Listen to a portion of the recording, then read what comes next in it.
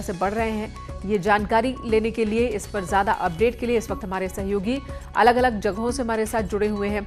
उमेश हमारे साथ जुड़े हैं इस वक्त मेरठ से, आरिफ हमारे साथ मौजूद हैं। उमेश, ये बताइए कि अब डर वही बढ़ गया है जिसकी लगातार आशंका जाहिर की जा रही थी कि गांव की ओर न बढ़े ये खतरा, गांव की ओर न बढ़े, लेकिन अब गांव की ओर बढ़ता दिख रहा है।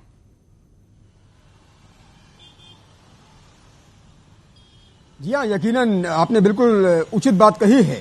बीते 24 घंटे में मेरठ में 3 नए कोरोना पॉजिटिव केसेस रिपोर्ट किए हैं और इन 3 नए कोरोना पॉजिटिव केसेस के साथ मेरठ में कोरोना के मरीजों का आंकड़ा बढ़कर 376 हो गया है।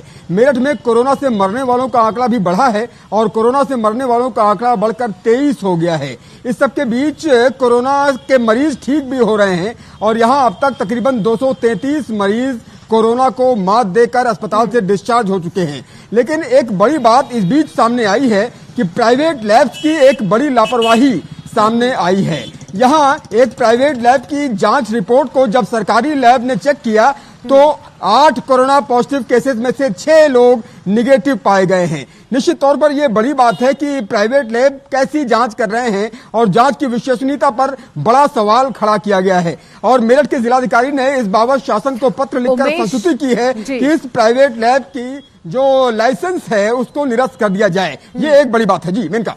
बिल्कुल उमेश, और जैसा कि आपने बताया कि इस लैब में पहले भी कई टेस्ट हुए हैं, क्या उन जो जांच सैंपल्स जो हैं उनकी दोबारा से टेस्टिंग हो रही है ताकि पता चल सके कि लैब वाकई सही रिपोर्ट दे रहा है या गलती से कुछ रिपोर्ट्स गलत हो गई? जी हाँ, देखिए इस लैब ने अब तक 1253 सैंपल्स जांचे हैं जिनमें से अब तक 24 लोग कोरोना पॉजिटिव पाए गए हैं। 8 लोगों का टेस्ट जब सरकारी लैब में दोबारा करवाया गया तो 6 लोगों की टेस्ट रिपोर्ट निगेटिव आई है। इसके बाद ये सवाल खड़े हो रहे हैं कि जो 1253 जांच यहां पर की गई थी, इस प्राइवेट लैब में जांच की गई थी, उसकी विश्वसनीयता क्या है? क्योंकि जिस तरह से कोरोना पॉजिटिव मरीज 8 पाए गए इस लैब में और 6 निगेटिव पाए गए तो यकीनन सवाल उठना लाजमी है। मेरठ का स्वास्थ्य विभाग इस बाबत चिंतन में जुटा हुआ है, मंथन में जुटा हुआ है कि आखिर क्या किया जाए, क्योंकि 1253 टेस्ट रिपोर्ट इस प्राइवेट लैब ने जांची है जिनमें से 24 कोरोना पॉजिटिव पाए गए थे। रिपोर्ट्स की जांच, जो रिपोर्ट्स हैं वो सही हो, सैंपल्स की सही जांच हो, कम वक्त में हो, ये तमाम चुनौतियां हैं जिसका सामना देश कर रहा है और कहीं पर भी कोई कमी बर्दाश्त नहीं की जा सकती। इस वक्त हमारे साथ ऋषभ मणि त्रिपाठी भी जुड़ चुके हैं लखनऊ से। उससे पहले आरिफ का रुख कर लेंगे, आगरा से हमारे साथ बने हुए लगातार। आरिफ, ये बताइए, आगरा में सबसे ज्यादा, प्रदेश की अगर हम बात करें तो सबसे ज्यादा कोरोना के मरीज यहीं पर है, लेकिन एक अच्छी खबर आ रही है कि लोगों की रिकवरी रेट भी ठीक है, लेकिन गांव को लेकर अब जो डर है वो गहराता जा रहा है। देखिए मेनका, गांव को लेकर अगर आगरा की बात की जाए तो आगरा के गांव में बहुत ज्यादा कोरोना नहीं फैला। करीब 850 के आसपास टोटल आगरा में अब तक कोरोना पॉजिटिव हुए हैं, जिसमें 93, सिर्फ 93 ही मरीज ग्रामीण क्षेत्रों में मिले हैं और वो भी 15 इलाकों में। और अगर रिकवरी रेट की बात की जाए तो आज की तारीख में सिर्फ 13 ही मरीज हैं जो अभी एक्टिव हैं ग्रामीण क्षेत्रों में। दरअसल आगरा एक ऐसा जिला है जहां पर प्रवासी मजदूर नहीं आते हैं और यहाँ के लोग बाहर नहीं आते, क्योंकि आगरा में तमाम इंडस्ट्रीज हैं, तमाम तरह के इनके रोजगार के साधन हैं। तो आगरा के जो लोकल लोग हैं, ग्रामीण क्षेत्र के लोग हैं, वो बाहर नहीं आते। तो लिहाजा अगर आगरा के पूरा ओवरऑल जिले की बात की जाए तो ग्रामीण क्षेत्रों में कोरोना बहुत ज्यादा नहीं फैला है।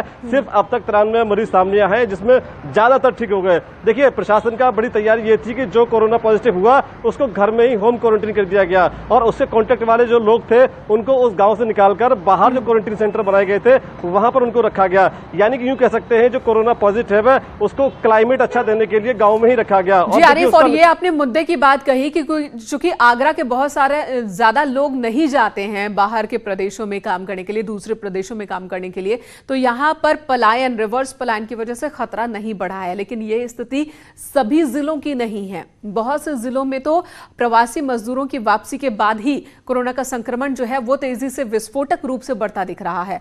लखनऊ से ऋषभ हमारे साथ हैं।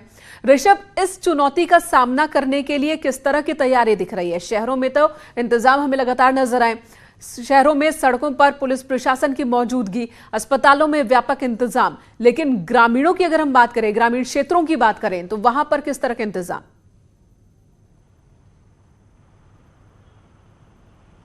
मेनका देखिए, शासन की ओर से लगातार जो ग्रामीण इलाके उनकी मॉनिटरिंग की जा रही है और ये बात कहने में अब कोई गुरेज नहीं है कि सरकार और शासन के लिए भी जो सबसे बड़ी चिंता और चुनौती है वो ग्रामीण इलाके हैं, वो छोटे शहर हैं जहां पर अब कोरोना अपने पांव पसार चुका है। 75 जिलों में, यूपी के सभी 75 जिलों में कोरोना पहुंच चुका है। अब अगर छोटे जिलों की बात कर ले, जैसे लखनऊ से लगा हुआ बाराबंकी है, फिर इसके बाद जौनपुर, श्रावस्ती, कौसाम्बी, संत कबीर नगर, देवरिया, बस्ती, हर जगह पहुंच चुका है कोरोना। अब है क्या, चूंकि ज्यादातर प्रवासी कामगार जो मुंबई या मध्य प्रदेश में कहीं भी काम कर रहे थे वो लौट के अपने जिलों की ओर आए हैं। शासन की ओर से टेस्टिंग की सुविधा बढ़ाई जा रही है ताकि ज्यादा से ज्यादा लोगों की टेस्टिंग हो और जो भी कोरोना पॉजिटिव हैं उनको उचित ट्रीटमेंट दिया जाए। ग्राम प्रधानों के साथ बहुत अच्छा कोलैबोरेशन कर लिया है लोकल एडमिनिस्ट्रेशन ने। ग्राम प्रधानों को जिम्मेदारी दे दी गई है कि जो भी लोग बाहर से आ रहे हैं उनको होम क्वारंटीन में रखा जाएगा, उनके घर के बाहर फ्लैग लगाया जाएगा।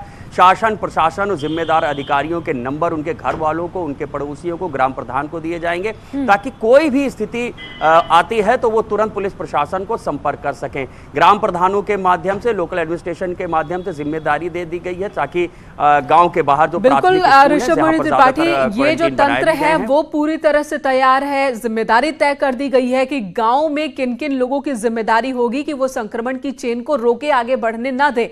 लेकिन अब देखना यह भी होगा कि गांव के लोग कितना मानते हैं इस बात को, क्योंकि शहरों में तो हमने देखा लॉकडाउन 4 हो गया लेकिन लोगों को समझ